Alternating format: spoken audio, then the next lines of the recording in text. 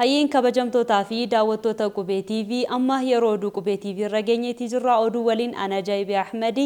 Mootummaan Chaayinaa deeggarsa nyaataaf oolu doolaara miliyoona 4.1 Itoophiyaaf kan taasisu ta'a jedhame.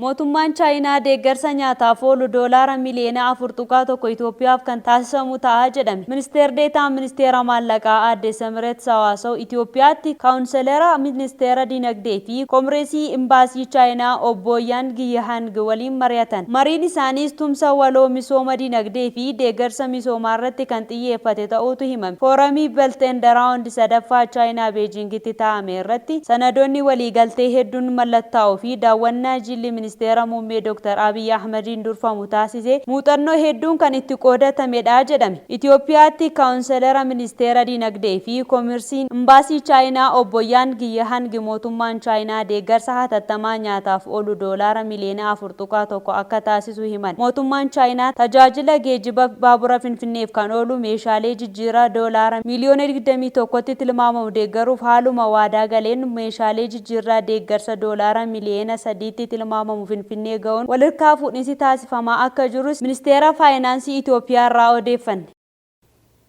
Biiroon daldala bulchiinsa magaalaa Finfinnee daldaltoota tarree gatii maxxanfame ol gabaa dilbataa irratti gurguruuf yaalan irratti tarkaanfii fudhachaa akka jiru ibse.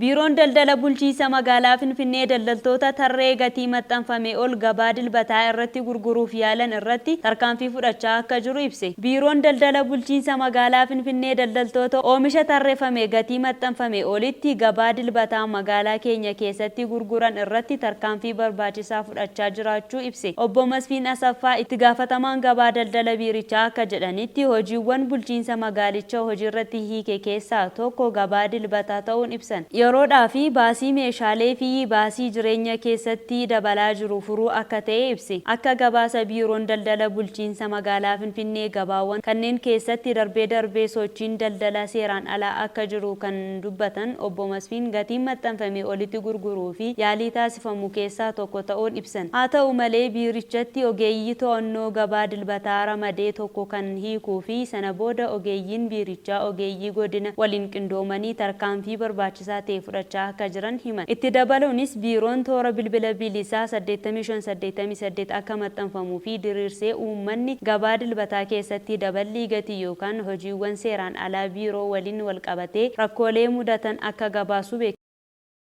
Oromiyaa keessatti namooti sababa weerara dhukkuba busaatiin baatiilee 3 keessa du'an namoota 180 darbuu dhaabbanni mootummoota gamtoomanii beeksise. Oromiyaa keessatti namootni sababa weerara dhibee busaan baatiilee 3 keessa du'an 180 darbuun dhaabbanni mootummoota gamtoomanii beeksise. Oomishni waqtii arfaasaa bara 2015 akka lakkoofsa Itoophiyaatti gadi bu'uun walqabatee aanolee Oromiyaa 50 keessatti hanqina midhaan nyaataa mudachuu fi namoonni 1774 ol dhibee busaatiin qabaman keessaa lubbuun namoota 180 ol darbuu dhaabbati mootummoota gamtoomanii qindeessuun gargaarsa namoomaa beeksise. Hir'ina midhaan nyaataa fi rakkoo nyaataa dabalataa irraan kan ka'e dhibeen hir'ina midhaan nyaataa wal qabatu % 86.7 gaheera. Namoota ji'a hagayya keessa dhibee hir'ina nyaataatiin qabaman keessaa 21,000 ol kan ta'an dhibee hir'ina nyaataa hammaataatiin qabamanii wal'aanamaa jiru. Kana malees naannoo Oromiyaatti namoonni 774 ol % 15 godina Wallaggaa Lixaatti ji'oota waxabajjii hanga fulbaana gidduutti dhibee busaatiin qabamuu fi lubbuun namoota 180 darbuun ibsame. Sababii rakkoo nageenyaa qe'ee isaaniirraa kan buqqa'an jiraattonni godina Horroo Guduruu Wallaggaa aanaa Amuruu gargaarsa dhabne jechuun iyyataa jiru. Beekanii Taakkalaa dabalata qabdi.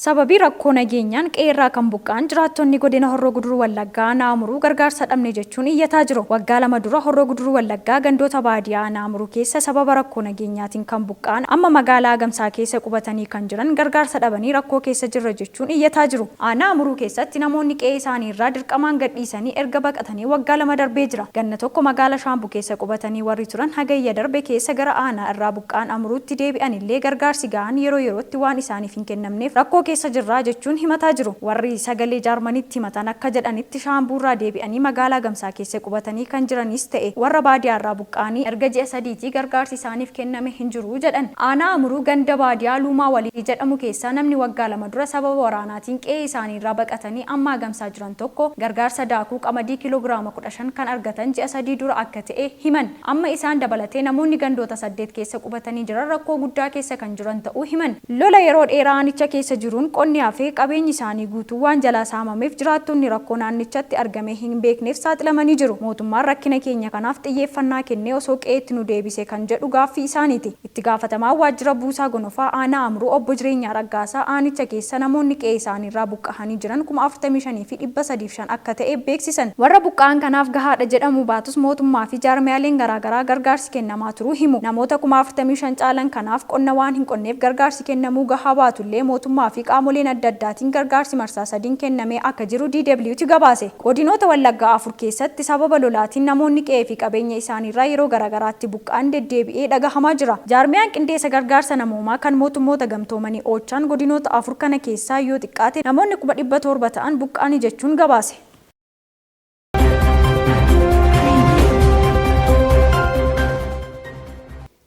Kabajamtootaa fi daawwattoota keenya amma gara oduu biyya alaarraa argannetti ceena. Ameerikaan biyyoota Afrikaa 4 dabalataan sagantaa misoomaa fi carraa Afrikaa keessaa haquuf jette. Ameerikaan biyyoota Afrikaa 4 dabalataan sagantaa misoomaa fi carraa Afrikaa keessaa haquuf jette. Pirezidaantiin Ameerikaa Joo Baayiden biyyoota Afrikaa 4 sagantaa dabalata qaraxarraa bilisa misoomaa fi carraa Afrikaa keessaa baasuuf karoora qaban ifa godhan. Biyyoonni sagantaa daldala misoomaa fi carraa Afrikaa keessaa baafamuuf jiran kunneenis Yugaandaa, Gaaboon, Naayijeeriyaa fi Riippaabilika Afrikaa Giddugalaati. Sababiin biyyoonni kunneen sagantaa daldala kana keessaa baafamaniif yoo ibsan biyyoonni kunneen sarbama mirga namoomaa cimaa keessatti hirmaataniiru yookaan ammoo bulchiinsa dimokiraasii ce'uuf jijjiirama hin agarsiifne jedhan. Ameerikaan sagantaa misoomaa fi carraa Afrikaa jedhu kan hojiirra oolchitee bara barkumee ture. Sagantaan kun biyyoonni Afrikaa Saharaa gadii meeshaalee 1,800 ta'an qaraxarraa bilisa gabaa Ameerikaatti akka gurgurataniif carraa kan kennu ture. Itoophiyaan sagantaa daldala kanarratti yeroo dheeraaf fayyadamaa kan turte ta'us waraana kaaba Itoophiyaatti geggeeffameen walqabatee sarbama mirga namoomaa cimaa raawwatteetti jedhamuun sagantaa misoomaa fi carraa Afrikaa keessaa baafamtee jirti. Naayijeeriyaa fi Gaaboon ammoo barana fonqolcha gaggeessuun humna waraanaan jiraachisuun misoomaa fi carraa Afrikaa keessaa akka bahaniif sababa ta'uu kaasan Baayiden. Gama biraan ammoo Yugaandaa fi Riippaabilikii Afrikaa Giddugala ammoo mirgoota dhala namaa idil addunyaa waan cabsaniif faayidaa daldala kana keessaa akka baafaman ibsan pirezidaantiin Ameerikaa. Yugaandaan seera jal'attoota saala wal fakkaatoo yakka taasisuu raggaasisuu isheen walqabatee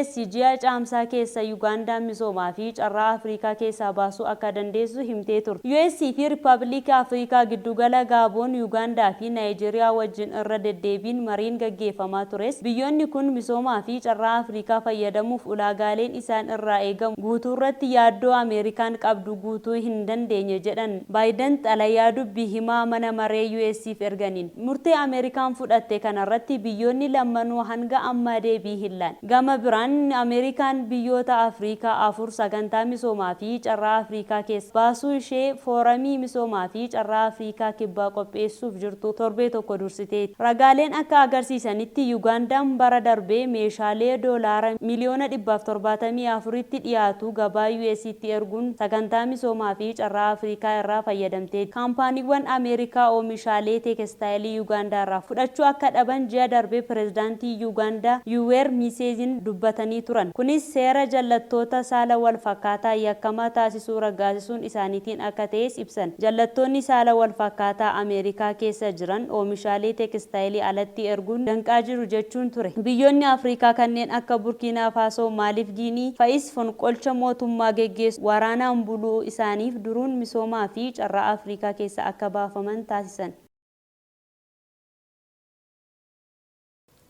Erga haleellaa Hamaasii farrummaan seemiitizimii Ameerikaatti haalaan dabaluun ibsame. Beekanii Taakkalaa dabalata qabdi. Farrummaan semeetizim yookiin farra sanyii warra seem Ameerikaa keessa jiru erga lolli Israa'elii fi Hamaas eegalee sadarkaa ammaan dura hin mul'annetti guddachuu Daarektarri Federaal Biiroo Investigeeshin Kiristoofer Raay Seeneetii gubbaatti dubbatan. Marii Seeneetii kibxata turee fi mormitoota waraanaa mormuun dhukaasni haa dhaabbatu jedhaniin jeeqame irratti yakka jibbinsa amantaa bu'uureffate keessaa harki 60 Yihuudota irratti yookiin Jeewus xiyyeeffatee jedhan qondaalichi. Lola Gaazaatti gaggeeffamaa jiru wal qabatee aarii guddaa uumamee yakki jibbinsaa kun haalaan dabaleeraa jedhan. Guutummaa bara 2023 yaaddoon shororkeessummaa dabalee ture kan jedhan hoogganaan Federaal Biiroo Investigeeshin. Onkoloolessa torba Hamaas haleellaa banuu booda garuu sadarkaa guddaa biraatti ce'eeraa jedhan. Gochaan Hamaasii fi michoota isaa baroota duraa sochii ISIS Kaliifeet jedhee eegalee waliin haala fakkaatuun warra socho'aniif kaka'umsa ta'uun gargaaraa jedhan Kiristoofer. Dhimmi farrummaa semeetizim kun Ameerikaatti ajandaa wayita ta'aa jirutti Niwuyoorkii keessa kan jiru yuunivarsiitii beekamaan Koorneel barataa maqaa Peennaa yookiin Hamaas jedhuun warra Yihuudaa yuunivarsiiticha keessa jiran haleeluuf dhaadatee to'ate. Barataan waggaa sadaffaa yuunivarsiitichaa Paatrik Day jedhamu meeshaa waraanaa fudhatee mooraa galuun dubartoota Yihuudaa dirqiin akka gudeedu ilmaan Yihuudaa ammoo morma akka muru dhaadatee jedhe poolisiin. Farrummaan semeetizim Yuukireenii fi Faransaay keessatti akkaan dabaluu biyyoonni kunniin akeekkachiisa baasan. Hoogganaan Federaal Biiroo of Investigeeshin Kiristoofer akka jedhanitti uummata Ameerikaa keessaa warri Joo yookiin Yihuudotaa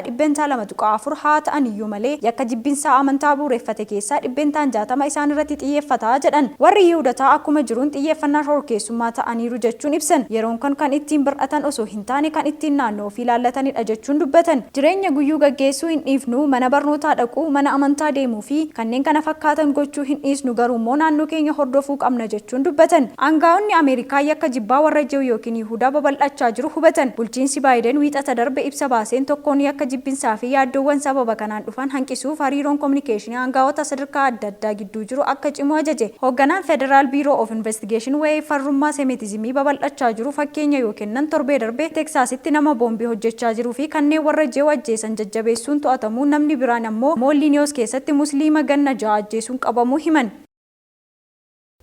Hayyiin kabajamtootaa fi daawwattoota keenya kan daawwachaa turtan oduu qubeetii oduu waliin kan turte Anajaayibii Ahmedii qophiilee keenya hafan waliin turtii gaarii.